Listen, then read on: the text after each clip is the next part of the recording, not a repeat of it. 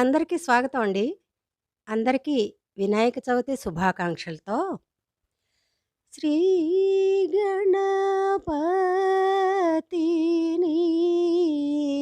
సేవింపరారే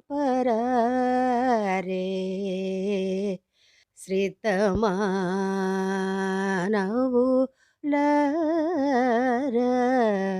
సేవింపరారే ఏ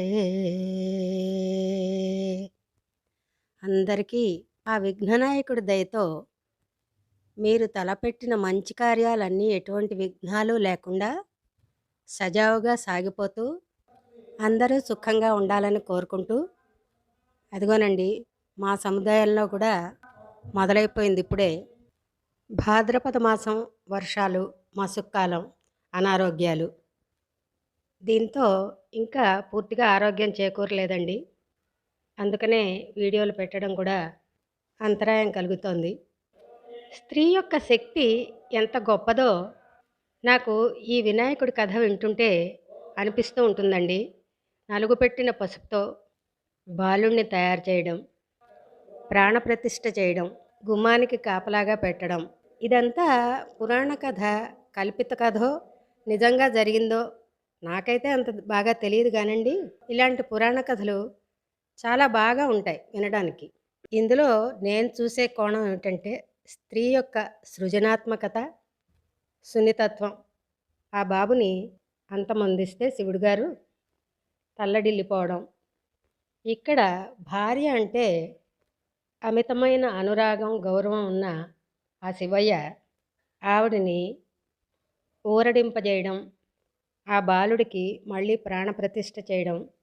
ఏదో చేసావులే బొమ్మ, అయిపోయింది కదా, ఏడవకు అనకుండా భార్య భర్త అనురాగం, వారి ద్వారా వచ్చిన బిడ్డని వారు చూసుకున్న విధానం, ఇవన్నీ కూడా సృష్టి మూలం నుంచి, అంటే అనాదిగా దేవుళ్ళ దగ్గర నుంచి కూడా ఈ సంసార బంధం, ఈ మమతలు, ప్రేమలు, వీటికి వారు కూడా అతీతులు కాదు అని నాకు అనిపిస్తూ ఉంటుందండి.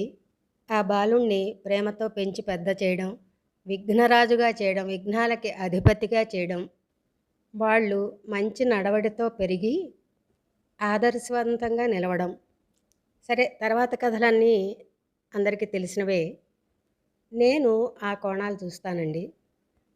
ఎంత కష్టపడితే, ఎంత విద్య ఆపోసన పడితే విఘ్నరాజు ఆ స్థాయికి వచ్చాడో మనం అదే పురాణ కథల్లో వినున్నాం కదా.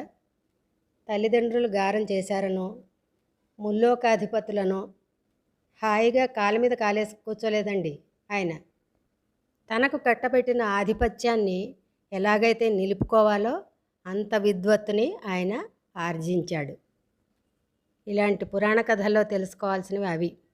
మా నాన్న అమ్మ బాగా సంపాదించారు, మమ్మల్ని గారంగా చూసుకుంటున్నారు, మమ్మల్ని గారంగా పెంచారు, మా ఇష్టం వచ్చినట్టు మేము చేయొచ్చు, బళ్ళు తీసుకెళ్ళి యాక్సిడెంట్లు చేసి కేసులు మాఫీ వాళ్లే చేయిస్తారు, అడ్డగోలుగా పెరిగి ఆడపిల్లల్ని నేర్పించి, ఆడపిల్లలు కూడా ఎవరు తక్కువగా లేరు, కానీ ఒక్కో చోట అన్యాయం అవుతూనే ఉన్నారు. ఇలా ఇప్పటి వాళ్ళు విచ్చలవిడిగా పెరుగుతున్నారు. ఒక కోణంలో కొంతమంది, అందరూ కాదండి. చెడు ఎప్పుడూ అందరికీ ఆపాదించుకోకూడదు, మంచిని కూడా అలాగే అందరూ ఆపాదించుకునేది కాదు. కాబట్టి మనమేమీ అతీతులం కాదు, దిగి రాలేదు పైనుంచి.